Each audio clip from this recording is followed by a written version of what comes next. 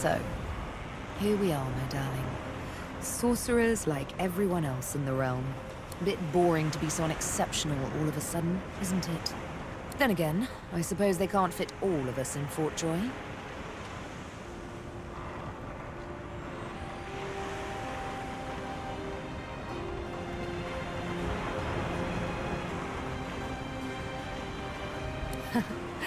It does, doesn't it? Good times, though. We've come to the brink and back again so many times on this adventure. I only hope what awaits the world is something more equitable. Bit more sun, bit less rain. Even though I love the rain. That quite depends on you, I suppose. She laughs, and it's music to your soul. We want each other, after all. We love each other, after all. Let others play the game of gods. Love conquers even divinity. Sebille cups your cheek in her hand, and in her soft cat's eyes, you can read the prospect of tender days to come.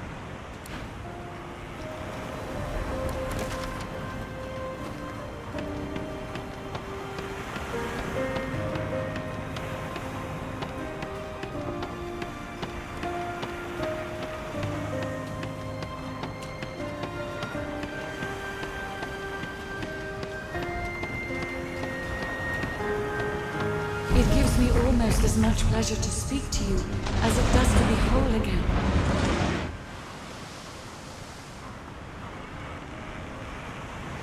I will always be an ally to those that carry swords, to those whose blood is of the heroes of old.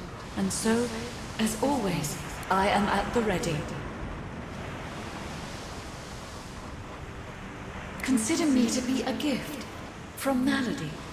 My wood was splintered, but my spirit intact. It was a great feat, but given her skill, not a surprising one. I feel better than new. You look out to the endless beyond. The sun's light plays upon the waves, just as it always did. The sails flutter in the wind, just as they always will. And yet, something is different. You are different. And with a start, you realize where you must go next. You speak the command to the Lady Vengeance, and another chapter begins. The world was at peace, at least for now. With its significance as the seat of divinity diminished, Arx fell into decline, and within 7 generations had emptied. Few were as prepared for the new world as the lizardkin of the ancient empire. With power spread equally throughout the world, the advantage lay with those who knew how to steal it, and at this the lizards excelled.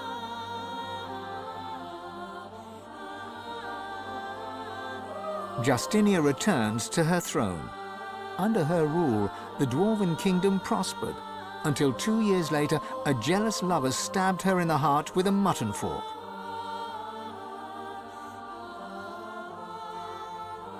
With their power returned, the elves reclaimed their lands from the Death Fog and began to rebuild.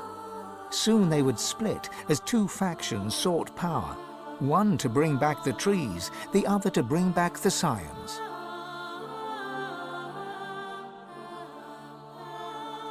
A dwarven joke did the rounds. It ends with the punchline, "So Lucian dropped the Death Fog on them again."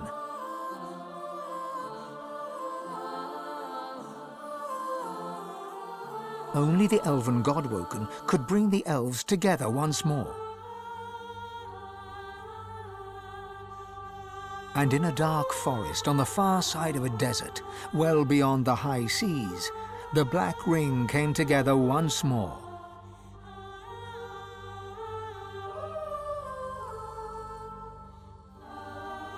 The island of Fort Joy, the old redoubt of the Source King Brachus Rex, was turned over to the people of Driftwood to use as they wished. They turned it into a holiday resort. Reaper's Coast prospered.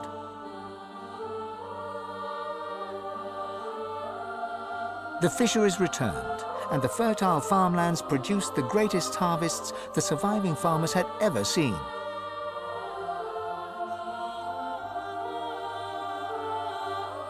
Blood Moon Island became particularly fecund, its soil producing the greatest crops.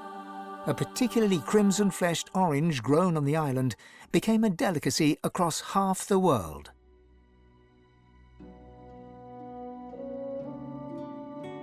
The black pits took fire. The oil there burns still.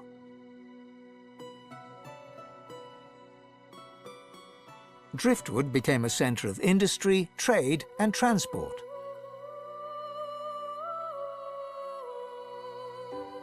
Brayton Barnes became a mayor. Years later, he was undone by a scandal involving 3 prominent envoys from the ancient empire and a £25 halibut. He retired in disgrace, his pension intact.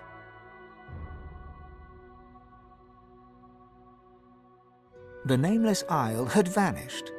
Although only open water remained, by instinct ships would steer clear. None of the captains could articulate why.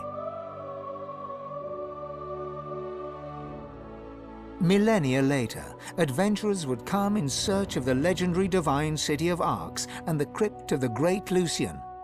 None would pass the path of blood. Sir Gareth thanked the surviving seekers for their service and gave them their freedom. Disillusioned with the rising chaos, he set out alone to find a new purpose. He would never stop seeking. Young Han went into the theatre and became one of the realm's most popular actors. With no new divine, Malady found herself in a predicament. She had an important problem to solve, but no ally strong enough to call upon, and so her search continued. Having performed the greatest act of necromancy in history, Tarquin found the new world unchallenging.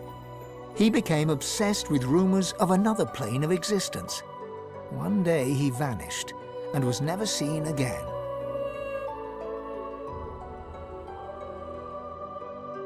With the source released to the world, Ahu the wizard spent more and more time as a cat. One day he decided he would not change back.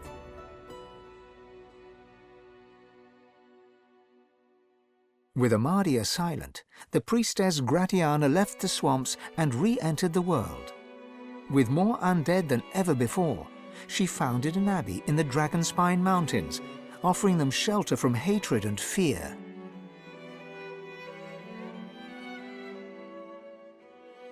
Mordus scratched out a living, ending up as a short-order cook. After an epiphany arising from the phrase, "sunny side up," he started a religion. Upon his death from food poisoning, all 3 of his followers committed suicide. Jehan the demon hunter found himself at a loose end. So he opened a museum of demonic artifacts.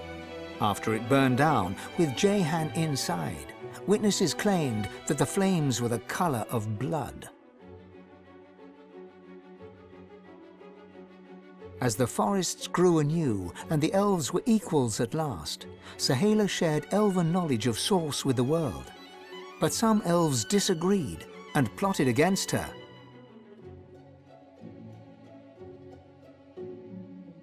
Chief amongst her opponents was Tova, Sahala's own mother.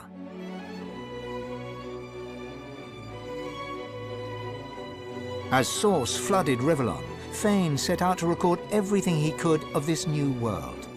As he travelled, he kept a socket peeled for signs of the Eternals, hoping to find the wife he'd lost. He's still looking. With a small band of elves, Ifan Ben Mesd replanted the lost elven forests.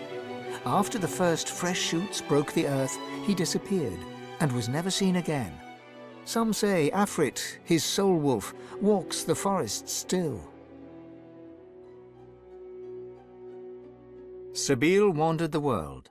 She became a household name, famed the realm over as a traveling hero, celebrated wherever she went.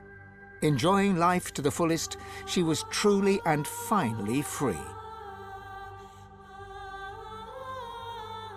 And then there was you.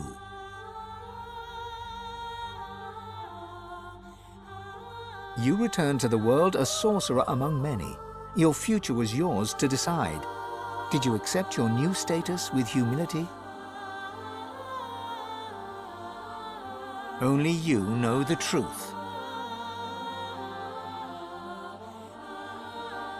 Only you know if you atone for your sins.